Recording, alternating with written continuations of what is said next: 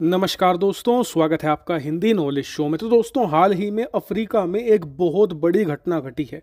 घटना ये है कि रूस ने अफ्रीका में हथियार एक्सपोर्ट से हाथ पीछे खींच लिए हैं। दरअसल अगर आप नहीं जानते तो बता दूं कि अफ्रीकी महाद्वीप के जितने भी देश हैं ना, वहां पर रूस सबसे ज़्यादा हथियार बेचता है। इवन अमेरिका, यूरोप और चाइना से भी ज़्यादा हथियार रूस बेचता है अफ्रीकी महाद्वीप में। लेकिन पिछले एक साल से भी ज़्यादा वक्त से चल रहे रूस यूक्रेन युद्ध की वजह से रूसी थल सेना को खासकर बहुत बड़ा नुकसान झेलना पड़ा है। इनके आधे से ज़्यादा जो टैंक्स हैं वो तबाह किए जा चुके हैं। इसके अलावा जो इनके आर्म्ड व्हीकल हैं, मिलिट्री ट्रक्स हैं, अन्य जो रॉकेट लॉन्चर्स हैं, वो भी 30 से ज़्यादा % खत्म हो चुके हैं। और इसीलिए रूस को अपनी सेना के लिए ही भारी मात्रा में हथियारों की ज़रूरत है। और इस समय रूस की तमाम डिफेंस इंडस्ट्री, जितने भी हथियार निर्माता कंपनियां हैं, वो अपनी फुल पोटेंशियल पर काम कर रही हैं ताकि रूसी सेना की ज़रूरतों को पूरा किया जा सके।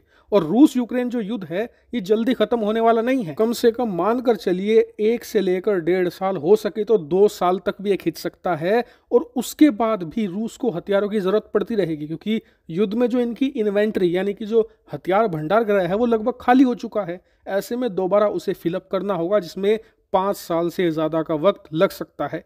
इसीलिए रूस ने और नए ऑर्डर अफ्रीका से लेना फिलहाल कम कर दिया है, ऑलमोस्ट खत्म ही कर दिया है। और इसी वजह से अफ्रीकी महाद्वीप की हथियार मार्केट में एक बहुत बड़ा वॉइड क्रिएट हो गया है, यानी कि बहुत ज़्यादा खाली जगह है। और इस जगह को भरेगा कौन? क्योंकि ये बहुत ही ज़्यादा मुश्किल काम है। अमेरिका, यूरोप ये काम नहीं कर सकते, क्योंकि उनके हथियार क्वालिटी में तो शानदार होते हैं, इसमें कोई शक की बात नहीं है। लेकिन रूसी हथियारों के मुकाबले ऑलमोस्ट 100% से ज़्यादा महंगे होते हैं, यानी कि दुगनी से भी ज़्यादा कीमत में मिलते हैं। और उसके ऊपर से कई बार अमेरिका और यूरोपियन देश अफ्रीकी देशों को हथियार देने से हिचकिचाते भी हैं। वहीं इसके उलट अगर अमेरिका, यूरोप हथियार देने को तैयार भी हों, तो अफ्रीकी महाद्वीप में 54 देश हैं। 54 में से मुश्किल से 1-2 ऐसा होगा जो इन हथियारों को अफोर्ड कर सकता हो। इसके अलावा किसी की भी कंडीशन ऐसी नहीं है जो इन हथियारों को खरीद सके। इसके अलावा इनके पास एक और ऑप्शन है चाइना का, लेकिन चाइना से पिछले 10 सालों में कई अफ्रीकी देशों ने हथियार खरीदे हैं, और जो उनकी कंडीशन हो चुकी है ना, वो देखने लायक है। कई हथियार तो बिना बात में ही हवा में उड़ते उड़ते गिर जाते हैं, कई खुद ही फट जाते हैं, और कई की मेंटेनेंस ऐसी होती है कि खुद चाइनीज इंजीनियर भी उनकी मेंटेनेंस नहीं कर पाते। इसके ऊपर से अफ्रीकी देशों में चीन अपने डेब्ट ट्रैप को लेकर, यानी कि कर्ज के जाल को लेकर वैसे ही कुख्यात हो चुका है। देश इस समय चीन से दूर भाग रहे हैं, और इसीलिए चीनी हथियार अफ्रीकी देश खरीदेंगे, इसमें भी एक बहुत बड़ा क्वेश्चन मार्क है। लेकिन इन देशों के पास एक सबसे बढ़िया ऑप्शन है, जिसे 54 के 54 देश कंसिडर कर रहे हैं।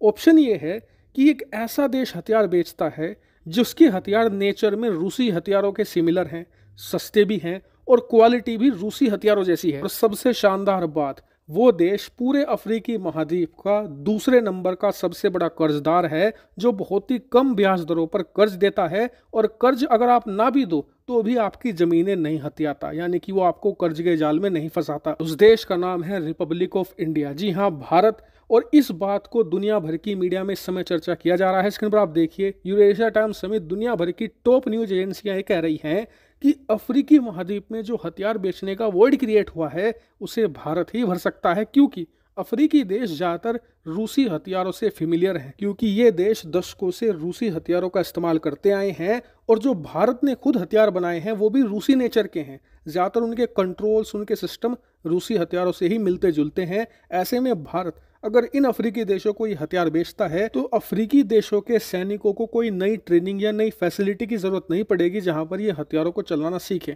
क्योंकि ऑलमोस्ट ऐसे ही चलते हैं जैसे कि रूसी हथियार। इसके अलावा जो इनके स्पेयर पार्ट हैं, जो इनकी मेंटेनेंस है, वो भी ऑलमोस्ट सिमिलर है, इसमें कोई भी दिक्कत नहीं आएगी। और सबसे बड़ा प्लस पॉइंट ये है कि रूस ने जो पहले हथियार इन अफ्रीकी देशों को बेचे हैं ना, इस समय रूस उनकी मेंटेनेंस और स्पेयर पार्ट भी अवेलेबल नहीं करा पा रहा है। लेकिन अगर भारत को ये लोग इनवाइट करते हैं तो भारतीय कंपनियां इन पुराने रूसी हथियारों की सर्विसिंग और मेंटेनेंस भी कर सकती है। और इसके ऊपर सबसे बड़ी बात यह है कि जो 54 देश हैं ना अफ्रीका के, इनमें से 30 से ज़्यादा ऐसे हैं जो इस वक्त इस हालत में नहीं हैं कि नए हथियार खरीद सकें, लेकिन युद्ध की कगार पर खड़े हैं। इसीलिए भारत इनके लिए बेस्ट चॉइस है, क्योंकि भारत इस वक्त अफ्रीका में चीन के बाद सबसे ज़्यादा कर्ज बांट रहा है। और इसीलिए हम इन्हें क्रेडिट लाइन के जरिए हथियार लोन पर दे सकते हैं और हम इन्हें कर्ज के जाल में भी नहीं फंसाएंगे। लेकिन आपका सवाल होगा कि ये बात तो हमें समझ में आ गई, लेकिन क्या कोई अफ्रीकी देश भारत का कोई स्पेशल हथियार खरीदने को तैयार है भी या नहीं? बिल्कुल है।